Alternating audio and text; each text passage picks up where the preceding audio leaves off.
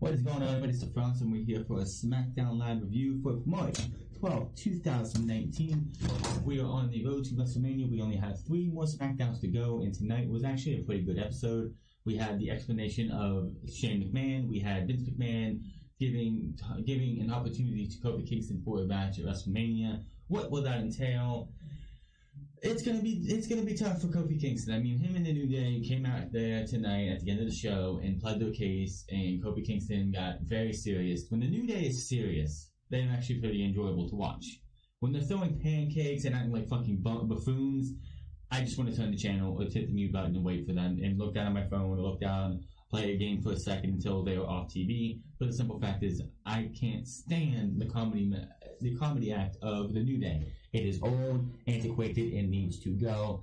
That's why I feel when we get to Fox, they will be on Raw at the Superstar Shakeup because they are the hokey shit that Vince McMahon loves, and Fox doesn't want that. Anyway, we also had a tag team. We had a couple tag team matches tonight. We had Rusev and Nakamura and The Bar versus the Hardy Boys and Aleister Black and Ricochet.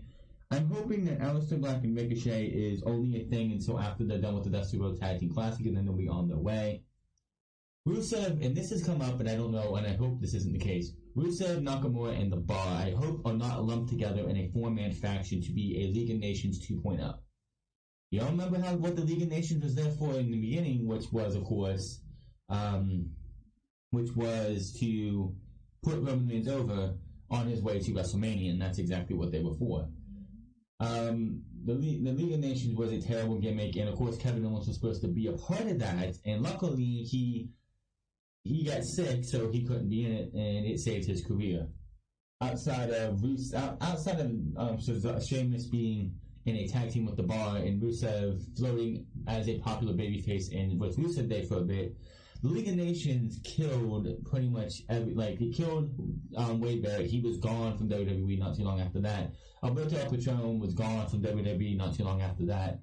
I'm hoping these 4 guys will not be in a faction and it's just going to be the League of Nations. I hope what happened last week at Fastlane and this week was just it. They're done and over with. And after what's going to be happening next week, it looks like that may be the case.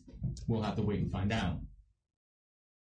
The show started up with, I was thinking we're going to have 2 McMahon segments this week. We're going to have Shane and we're going to have Vince. And the Vince and Kofi Kingston thing is definitely going to close the show over the one that Shane McMahon should have opened the show, and that is what happened.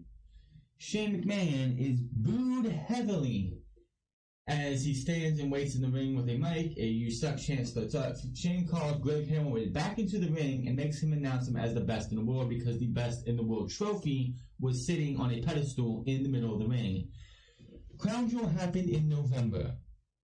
This whole Shane McMahon heel turn was supposed to stem from this in November. And we are in March, and they're just now getting to this. This is just, why would I care? This is over him being the best in the world. Anyway, fan Shane and grabs Greg Hamilton by his collar and pushes him into the turnbuckle, telling him to say it again like he means it. Greg makes the announcement again, and the boos get louder. Shane bullies Greg Hamilton some more again and orders him to say it with some conviction. Greg Hamilton announces Shane again as best in the world, and he's on his way. Shane says people are asking why he would beat his own so-called bestie. Shane said he is sick of it. He's sick of the people in his life, not just the fans or the superstars in the back or the thousands of WWE employees who are all about Shane. What can I do to get into him? What can I do to help me get ahead in life? Fans start chanting for Kofi, and he just thinks about it for a minute and just doesn't even say anything. Which I'm surprised he said, "Oh, my father will deal with that later in the night," but they didn't have him say that. Shane goes on about how everyone is all about themselves. Shane says that that stopped on Sunday when he beat the holy hell out of The Miz in his hometown. Shane says he's not the best in the world because he won a trophy. He is the best in the world because he was born that way. Shane says from this point forward, he will start doing things for himself, and that's why it felt so good beating the holy hell out of The Miz on Sunday. Shane takes a shot at how Miz's dad, George, looks. He called him a potato face. Where did that come from? Just some of the shit that they have people spew out there with these making fun of people. It's just like a potato face, really? Shane takes a shot at Miz's dad's face and said it felt so good, so liberating to put Miz into sleep on Sunday. Shane says the spark in him will never go away, so everyone better get used to it. Shane tells Miz to listen up because this is not a request, because Miz works for him. Shane says he had such an amazing time beating Miz's ass, he will continue that on the grandest stage of them all, WrestleMania. Shane tells Miz to get ready for another Best in the World beating, which will feel awesome. And the fans view Shane as he exits the ring. Am I excited for this match? No, I am not. Babyface Miz, I have no damn desire to see, as I mentioned before in another podcast. Miz, as a babyface, was tried before. It went nowhere. It went absolutely nowhere, and it was godlike awful. Miz on WWE TV is not a believable babyface. So what else can I say about that? But Shane here tonight it wasn't okay. It was a good promo, I guess. I mean, what makes a great promo heel or babyface is if the person saying it is believable. And this felt like this was believable by Shane McMahon. That is the one thing. That was one thing that always, and still probably is going to hold Roman Reigns down, is the fact that every time something comes out of his mouth, it's not believable.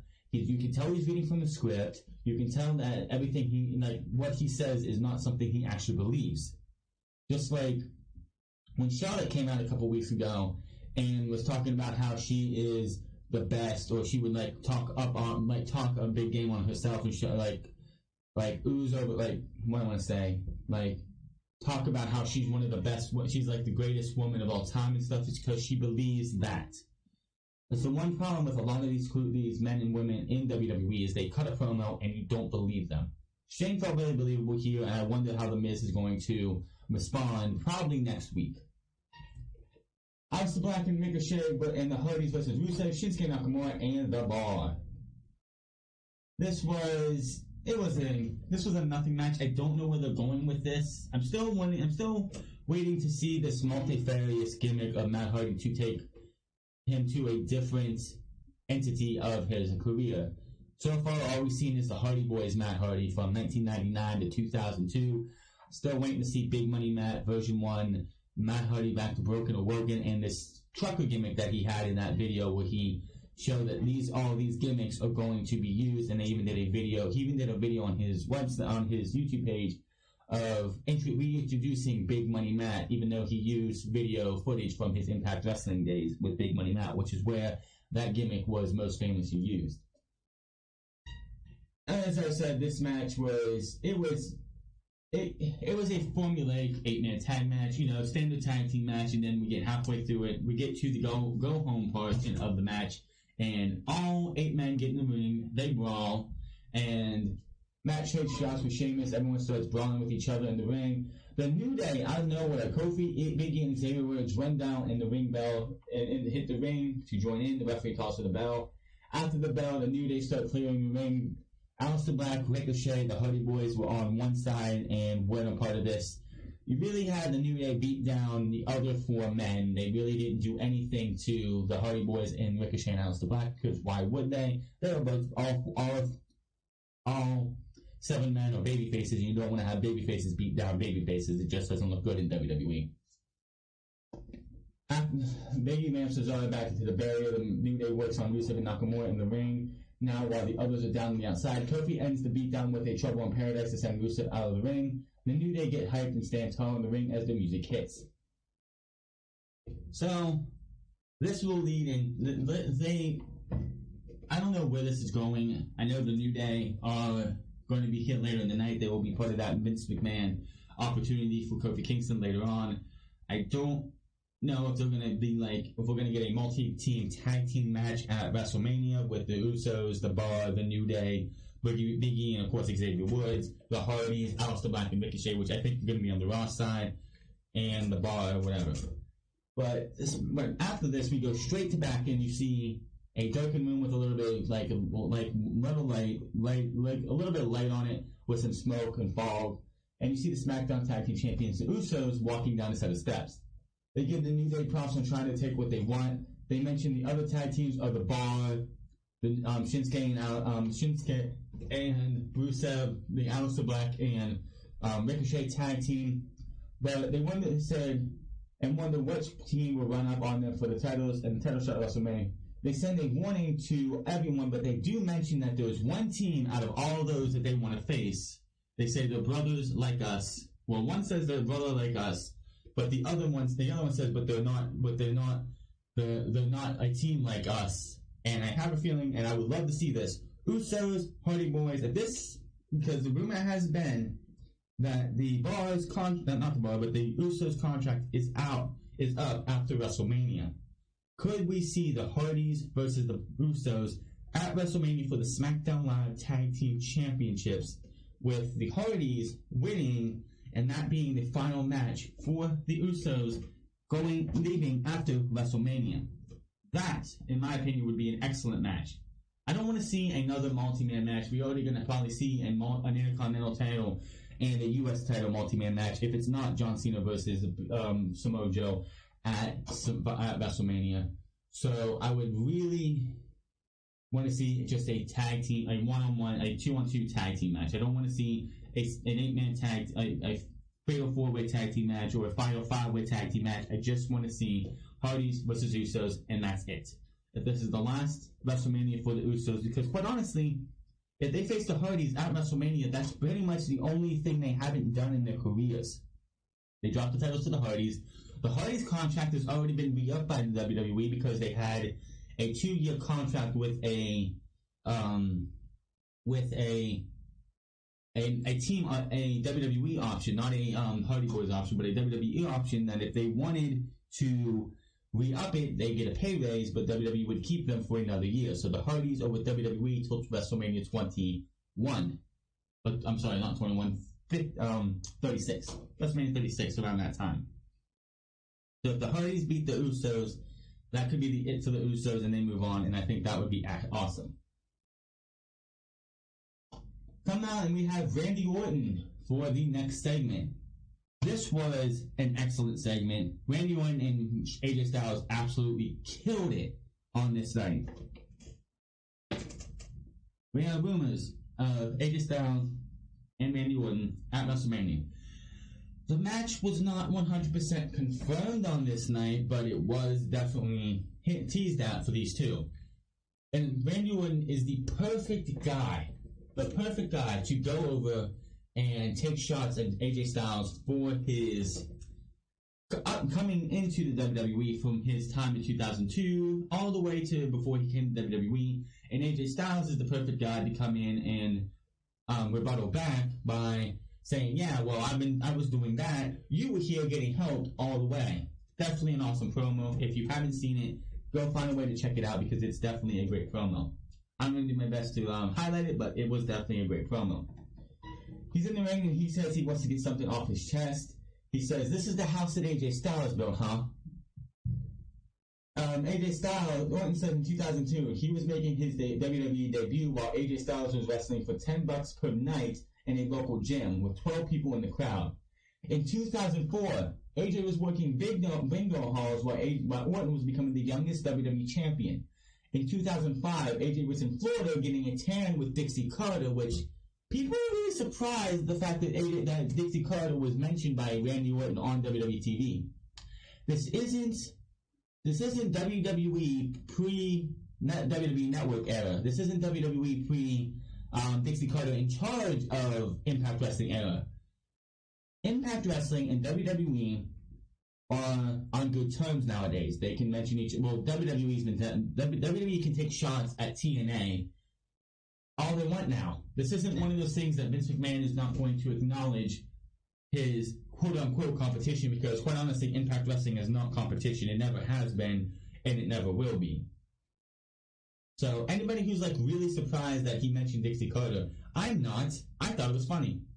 While Orton was going up against The Undertaker, he did not name TNA or Impact Wrestling, just Dixie Carter name drop, which of course I kind of found. And then he said 2005, 6, 7, 8, 9, 10, 11, 12, 13, 14, 15. Orton was here in WWE at the top winning titles. Orton says this is not the house that AJ Styles built. It was the house. This was built long before AJ stepped foot in WWE. Orton goes on and says this is the house that not Randy Orton built. AJ does music hits and he comes out. AJ says that for someone who looks down on the indies, which of course this also stems back to multiple times, like when Will Ospreay and Ricochet had their infamous Best of the Super Juniors match, I believe 3 years ago. Randy Orton was really critical, I believe, on that match, as were a lot of veteran wrestlers. They didn't like the match and the fact that they called it a circus and a spot fest. Orton, he says that Orton sure did follow his career closely, which just take a page or Randy Orton looked on Wikipedia and found your career that way. I'm just saying. Orton, AJ says he was proud he came from the indies. AJ says he heard guys like Orton look down on AJ's world. But that's fine because, and he said, guys like you look down on my world, and that guys like you weren't from my world, you were built to be in WWE. That's okay. Because guys like Orton would not have made it in his world. He does Randy Orton's signature pose and says he was a knockoff and has a knockoff diamond cutter. Orton points to how AJ, he says, Orton says something to the effect of, are you going to try and criticize me for none of your indie boys have ever copied anything? He automatically does the Too Sweet, making reference to the Bullet Club and all that. AJ goes on about how Orton has helped. He says, take a look in the back because you are surrounded by by the indie guys, because there are a lot of independent wrestlers in WWE now. Far more big named indie guys like a Samoa Joe, like a Aleister Black, Ricochet, and so on and so forth. Especially, he says, AJ goes on about how Orton had helped his whole career, especially as Triple H, Batista, and WWE Hall of Famer made sure he wouldn't fail. Orton defends his accomplishments and goes over some highlights from his career. Orton said no one has ever helped him get. And AJ interrupts and reminds him of Evolution, Legacy, and a lot of people do forget about this one, Rated RKO. When we talk about Randy Orton and being in groups and factions and everything, Evolution, Legacy is obviously stated, but a lot of people don't ever mention Rated RKO a lot. It seems to be lost in the dust, and that was a really underrated tag team, and I think they didn't last very long for the simple fact is I believe Edge got injured or Randy Orton got injured and they had to drop the entire thing. And he also mentioned the Wyatt family, which is funny because the last time Randy Orton and AJ Styles had a one-on-one match was 2 years ago, I believe in the month of March, to see who would face the leader of the Wyatt family, Bray Wyatt, at WrestleMania. This was, of course, back when Randy Orton won the Royal Rumble, and he came out and said, I will not face you at WrestleMania. Then AJ Styles won a match to get a match at WrestleMania against Bray Wyatt, and long story short, it eventually came down to Orton burning down Wyatt's house and saying, I'm coming for you at WrestleMania. Him and AJ Styles had a match at a match to get to that match at WrestleMania, and it was a pretty good match. So I can't wait to see what these guys can do. But AJ said it sounds like Orton had a lot of babysitters over the years. Orton says, don't get him wrong, Orton is who he says he is. He's a viper who uses everyone around him and then tosses them to the curb when he is done. AJ says that's why he got the jump on Orton with the attack at Fastlane, because he won't be one of Orton's next victims. Orton says AJ has no choice as long as he wants to rent a room where Orton is the landlord. Orton says rent is up, is due, you son of a bitch. He actually said that, so there you go. AJ can make the check out to the three most destructive letters in all of WWE, RKO. Orton drops the mic and goes to leave, but AJ says if Orton wants his rent, he can come and take it, as he points to the WrestleMania 35 sign and says this. They stare each other down, and Orton looks up at the WrestleMania sign, and Graves wonders if Orton will accept the challenge. Orton exits the ring and stares down AJ Styles as AJ's music hits. So we have, this match is going to happen, and this was actually one of the best. This was the best promo of the night, and definitely one of the best promos for either man this year or most of last year. Plain and simple. When Orton came back, he started doing his heel work, and that was some good promo work, but this was absolutely fucking awesome. This was the promos I would like to see from these guys all the time. I can't wait to see what happens next week or the week after that. AJ is to not hit another move on Orton, and Orton is to not hit the RKO until we get to WrestleMania. That is not to happen. Orton, like AJ said, he doesn't want to be one of Orton's next victim. This has to have Orton he teases the RKO, he goes to the RKO, but AJ always blocks it. This needs to happen where you see AJ, even though AJ took an RKO out of nowhere after beating at the end of about 15 minutes against Kofi Kingston, who was already tired as is. Gauntlet match, at the end of the gauntlet match, a couple, 4 weeks ago. This needs to happen where Randy Orton does not hit AJ Styles with the RKO until WrestleMania. If Orton hits the RKO on AJ Styles before we get to WrestleMania, what is the fucking point of the match? Orton does not hit the RKO. AJ doesn't hit a phenomenal form. He doesn't hit the Styles Clash, nothing.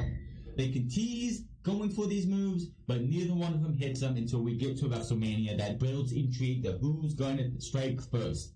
Are we going to see a form? Are we going to see the RKO out of nowhere? That's the intrigue for this match.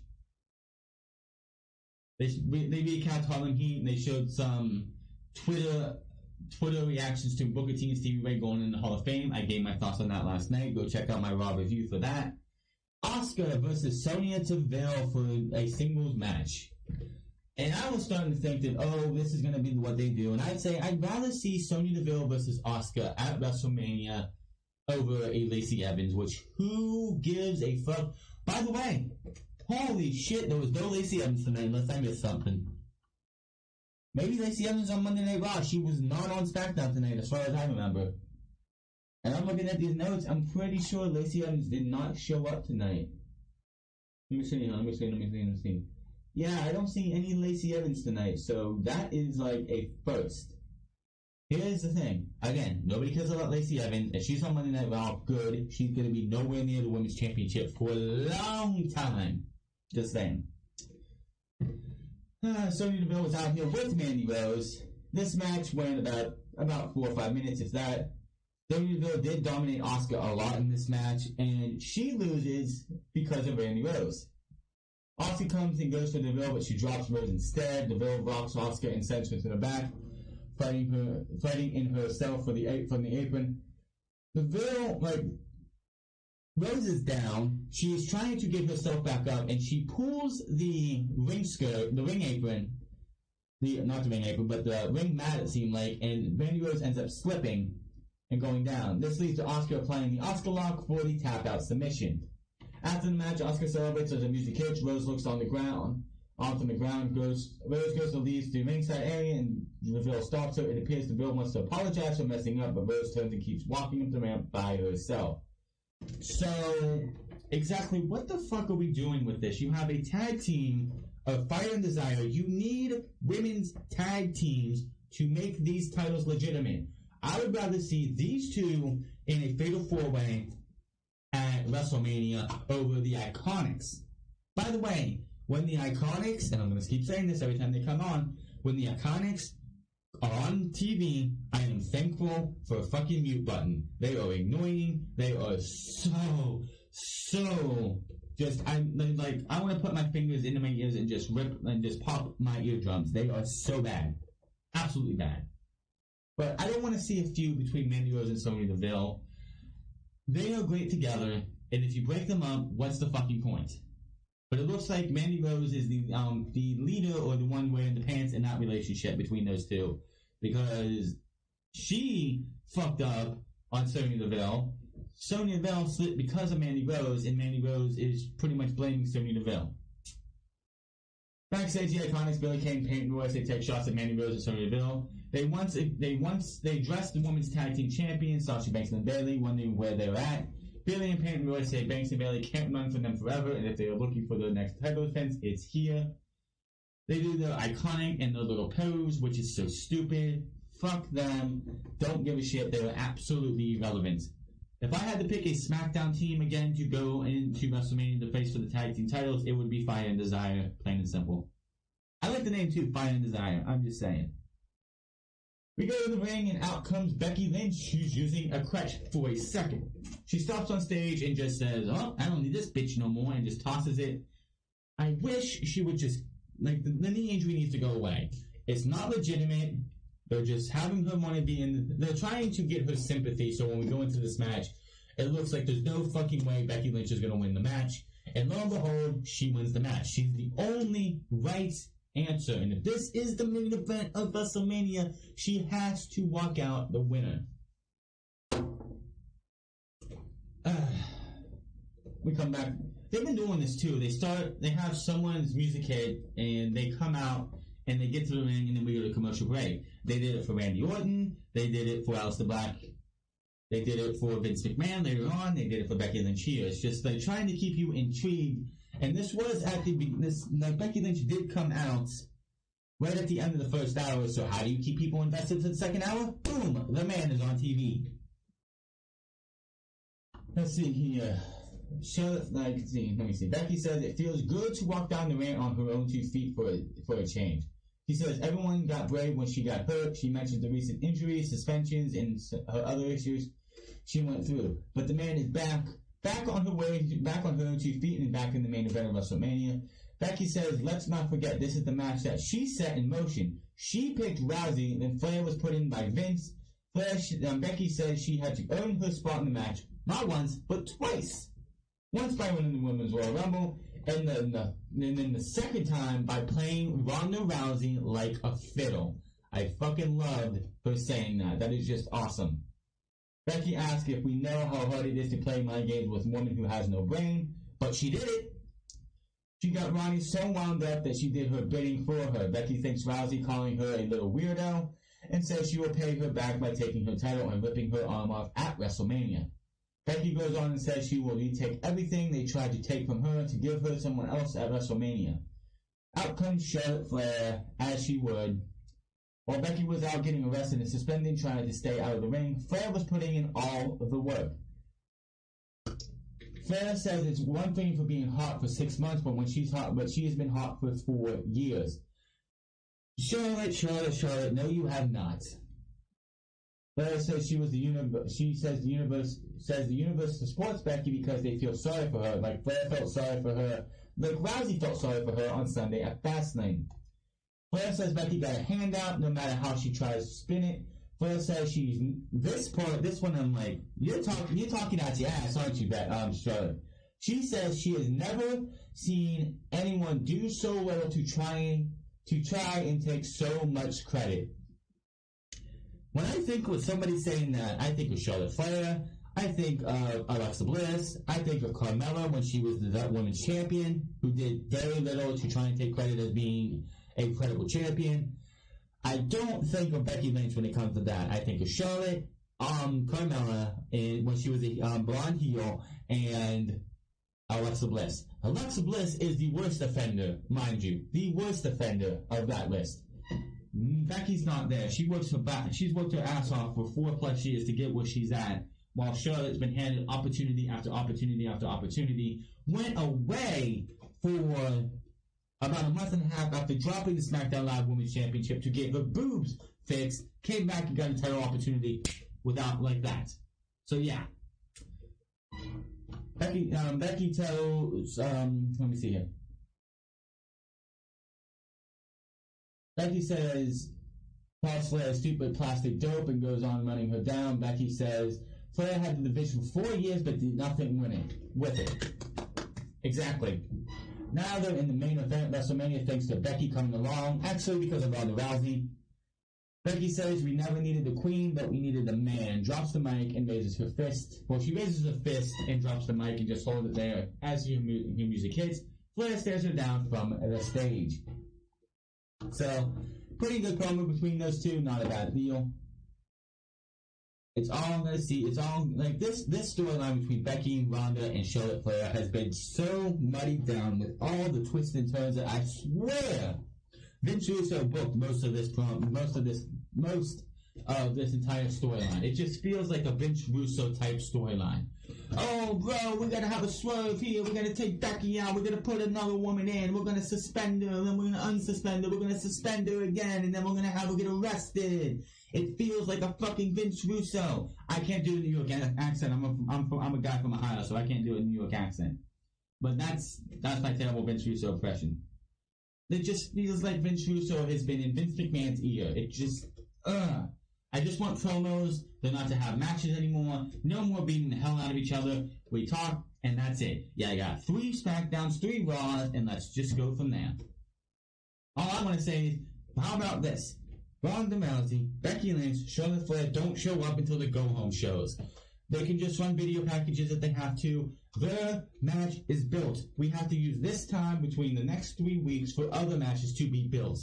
They've already been built. There's no more building to do. Keep them off TV and leave them for the go-home show. Wishful thinking, but you know. Kayla Braxton is outside the McMahon's office when Daniel Bryan walks out with Rowan. She asks what he was doing there. Bryan says they were having a private conversation. She asks if it was about Kofi. Daniel Bryan is not happy about this question, but says, yeah, it was. As champion, he felt like Vince McMahon needed to hear his honest feedback on Kofi before his offer later tonight. Bryan reveals that Vince booked him and Rowan versus Mustafa Ali and Kevin Owens for tonight. Bryan did not seem too thrilled, so I'm like, gee, I don't think Vince McMahon was too happy with your feedback because Vince McMahon would not put you in this position if he did otherwise. Rey Mysterio, R-Truth versus Samoa Joe and Andrade Cien Almas. Why does this trope needs to die? This fucking trope needs to die. Why is it that when you're a champion in WWE, you have to lose, countless non-title matches and then go on to win your title defenses? Daniel Bryan had to suffer this in the early years when Mustafa Ali beat him. The Revival lost to DIY, Ricochet and Aleister Black in back-to-back weeks. Why is it that champions must lose or take pinfalls in tag team matches when it's not necessary? What is the point of being a champion if you are not good enough to win non-title matches and you only bring it when you get to the title match itself? It's absolutely fucking ridiculous, and this trope needs to die. Seth Rollins, when he wins the Universal Champion, if he does, I guarantee you he's going to go out there, he'll have a non-title match against somebody, and he will lose. There are better and easier ways to get a number one contender to a champion without having to beat the champion every time we turn around.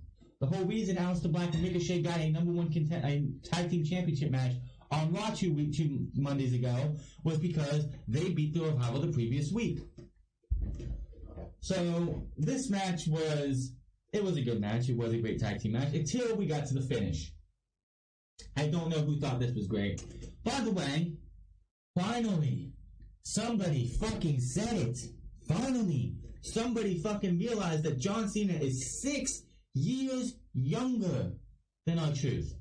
Tom Phillips finally put some logic into this, and it's like, Brian Simon's like, oh, he's just mimicking his hero. Tom Phillips is like, he's 6 years older than Cena. Finally, somebody said something. So, Truth honors John Cena with the 5-knuckle shuffle in the middle of the ring. Truth goes for the attitude adjustment, but Joe tags in to stop it. Truth cuts Joe's offense off, but Joe kicks his head off. Ray tags in and flies in from the apron on Joe. Joe and Andrade both set into position for the 619. Ray hits the double 619 for a pop. Ray goes up top and hits a frog splash on Andrade, but Joe breaks up the pin for a big senton. Joe goes for the Uranagi, but Jay counters it, rolls him up for the 1, 2, 3, and Rey Mysterio pins Samoa Joe. Can someone tell me why you put a championship on somebody if you're just going to have them lose? Yes, Asuka beat Sonya Deville earlier tonight, but how did Mandy Rose get her championship opportunity? She beat Asuka by feigning an eye injury and a distraction from Lacey Evans. Why? Oh, why is this continuing to happen? Seriously, why is this continuing to happen?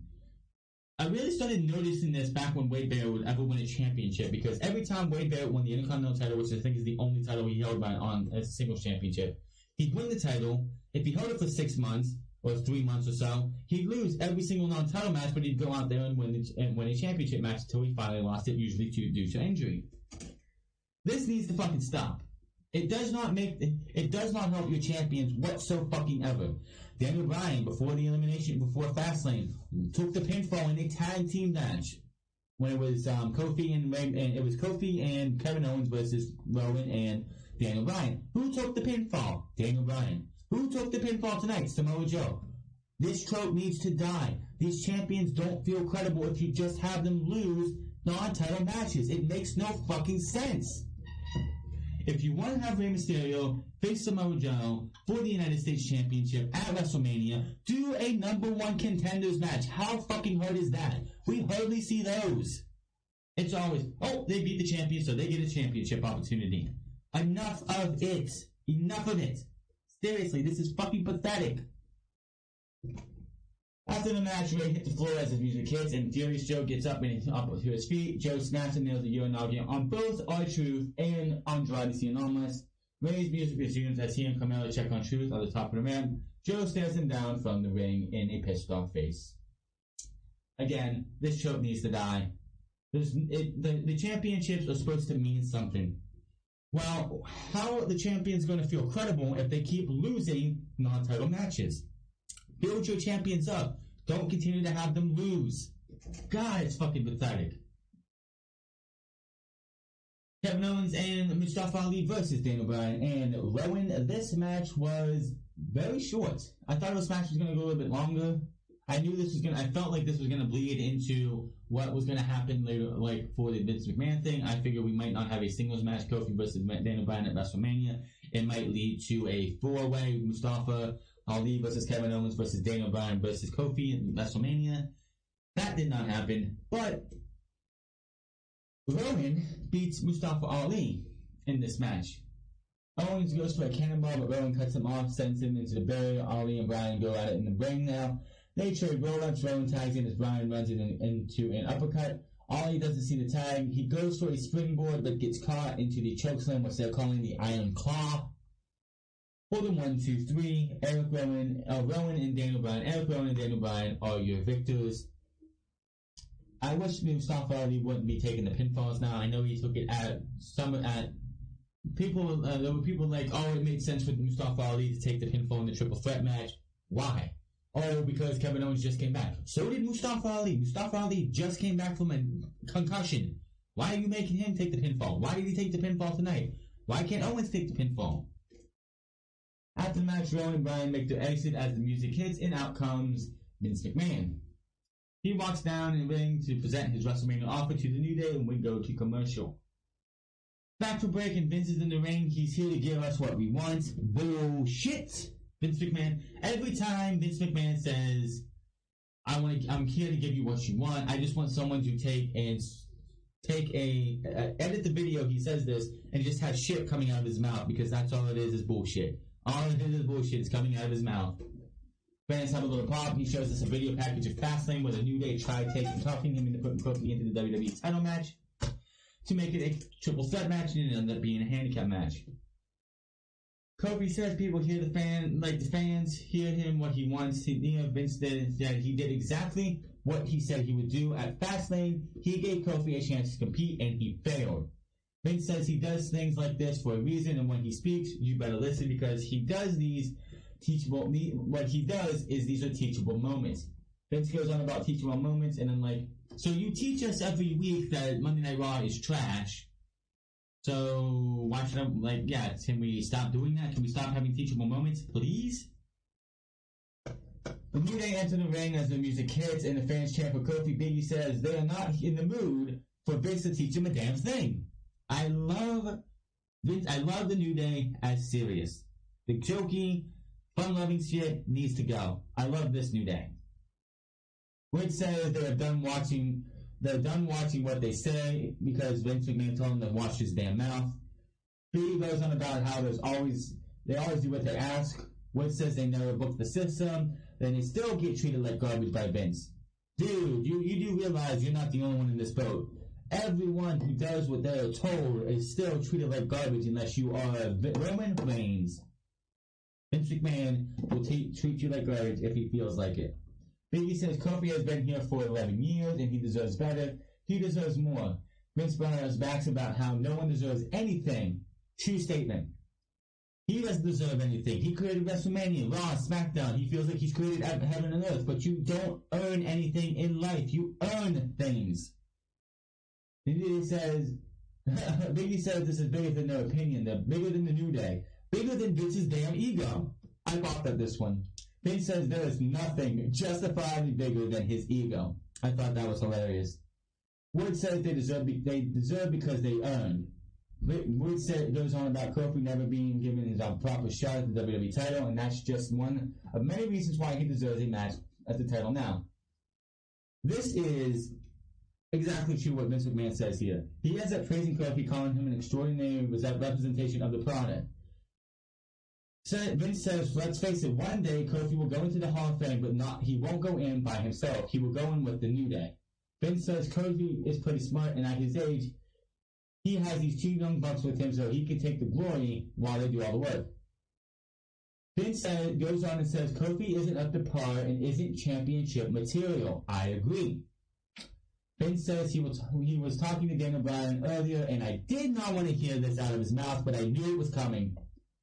Bryan hit it on the mark. Bryan says Kofi is good, but he is a B+ player. Are we really going down this route? Of all people to say B+ player, it's Daniel Bryan. A lot of people are saying this is like Daniel Bryan 2014, which no, it is not. But WWE sees it that way, and that's the way they're going. Kofi says he's not asking for a free ride or a handout. He's not demanding a WWE title shot at WrestleMania. Kofi says he's just a kid with a dream of 11 years ago. He gets to travel the world and support his family living life as a WWE superstar. He's proved to Vince without a shadow of a doubt that he is worthy. Vince did say that if Kofi was worthy of being WWE champion, it would have happened a long time ago. It would have. And it should have in 2009, but that's a different story for a different time. But Vince doesn't see it that way. Kofi says he doesn't complain about anything around here. He goes on about busting his ass each week while others receive opportunities while missing important family events. He's never been trick-or-treating with his kids, which I don't have a kid, but with my ex, me and her took her kids trick-or-treating last year. That was a lot of fun, but yeah. Because he's always here. Kofi doesn't complain about this and that, including how Vince has never let someone like him contend for the title. That's what Mustafa, that's what you did at the Elimination Chamber, so what the hell are you talking about, Kofi? Kofi says he needs Vince to tell him what he needs to do right now so he can do it. Kofi says these people believe in him. You do realize that Vince McMahon doesn't care what the crowd believes in. If Vince McMahon cared about what the crowd believes in, you would have been WWE champion probably twice in your career. Vince McMahon doesn't care what we believe in. If that was the case, Roman Reigns would have been a heel. So Kofi, even mentioning these fans believe in me, is not the right proper words. And Vince McMahon was kind of annoyed when he said that too. Randy Orton's music hit and he comes out. Vince says all you have to do is defeat this man, Randy Orton. Out comes Samoa Joe, and Vince says you also have to beat this man. Music hits again, and out comes the Bar. Vince says Kofi must beat him too. And then out comes Rowan and Daniel Bryan. Vince says Kofi must beat Rowan. Kofi must beat all of these superstars in a gauntlet match next week, then he will go to WrestleMania. All five of these men hit the ring, and it comes down to Rowan in the New Day. They triple team him, and Big E clotheslines him over the top rope to the floor. Cesaro gets in, triple team. As the fans chant for Kofi, Kofi levels Cesaro, hits in the corner, and poses, warning the other superstars on the ramp. Smackdown goes off the air with Kofi on the turnbuckle. So, Kofi Kingston must battle next week. Now, I just complained and had a little rant about why Samoa Joe, why you have your champions losing non-title matches. Why is Samoa Joe going to have to take 2 falls 2 weeks in a row? Because if it's going to be Kofi versus Daniel Bryan at WrestleMania, Samoa Joe has to take a pinfall. Why the hell would you have Samoa Joe lose tonight if you're going to have him lose next week? you're really diminishing your champions by having them lose match after match after match in non-title roles. But Kofi Kingston, Vince McMahon saying if Kofi Kingston was worthy of a WWE Championship, it would have happened a long time ago. It would have. That's the problem everyone doesn't realize. Kofi Kingston, in this iteration of his career, in my opinion, is not championship material for the WWE Championship. When he dropped the Jamaican accent in, 2009, he stood on top of Randy Orton's custom-made NASCAR car and took buckets of paint and poured them over that car just to ruin it. And he got serious about his career, about what he was doing. That was the Kofi Kingston that should have been WWE Champion. Not this Kofi Kingston. I don't care what anyone says. This Kofi is not WWE Championship material. If he wins the gauntlet match next week and goes to WrestleMania and wins the WWE Championship, I would not be mad at it for happening, but there are reports going out that even if Kofi gets the match in WrestleMania, he's not walking out champion, and I wouldn't be mad either. Daniel Bryan is the best at what he does. Daniel Bryan is the best heel for the men on the main roster. So, him keeping the WWE Championship would be great for him to get that boost and taking the heart of the WWE right now, which is Kofi Kingston, and just tearing it out at WrestleMania would be huge for Daniel Bryan, because whoever eventually beats Daniel Bryan would be the biggest babyface in the company. And I'm telling you right now, the Kofi chants were huge, but it was not as big as the night of the Elimination Chamber. The night of the Elimination Chamber was the night to crown Kofi WWE Champion. They did not strike while the iron was hot, and it's not going to be as big at WrestleMania as you think it is. More and more people are starting to sour on Kofi Mania, on Kofi Kingston. I'm 50-50. If Kofi won it, I wouldn't be mad, but I don't expect him to hold it very long. Especially with Fox coming in 2019, in October of this year. They don't want comedy. They don't want none of this bullshit comedy that WWE pulls. They want a more serious NXT-like show. Quite honestly, and this is the sad part, they want an NXT. They want NXT-type shows for Smackdown. NXT's PG. NXT doesn't do comedy skits. NXT doesn't do any of this comedy stuff that we see on the year, every day, week, month, and year for Raw and SmackDown. And they're still PG. Like, Fox wants that. Kofi does not fit a long-term champion. Kofi, to me, it feels like he would be a transitional champion. He would win the title and he would get Christianed on Tuesday the next week. Somebody would get an opportunity, they beat him, and they'd move on to be WWE Champion, whether it would be Daniel Bryan, Randy Orton, Samoa Joe, Andrade Cien Almas, whoever. Anybody else. It's like Kofi Kingston gets the title at WrestleMania, he's not going to keep it for long, just so you know. It would be a great moment for WrestleMania, and that's what WrestleMania is supposed to be, but Kofi is not a long-term champion, and you can't fight me on this one. It's the truth. It's the hard truth, and it's nothing but the truth. If you don't like it, I don't know what to tell you. Kofi is not championship material for a long-term champion. You want to give it to him at WrestleMania? Fine. But he's not going to hold it for very long. WWE has to get SmackDown to a point to where when they go to Fox, they're not canceled by the end of the year. And Kofi is not going to be the champion going into that. So, yes, we have months to go until we got 5 months to go. We have 6 months to go before we get to October when WrestleMania comes around. Kofi can have the title at WrestleMania, but he's not going to hold it for very long. If they don't give it to him, I wouldn't be mad. That was your SmackDown Live review for March 12th, 2019. We are going to have our NXT review tomorrow. The last set for these last set of tapings, they will be taping at Full Sail on Wednesday.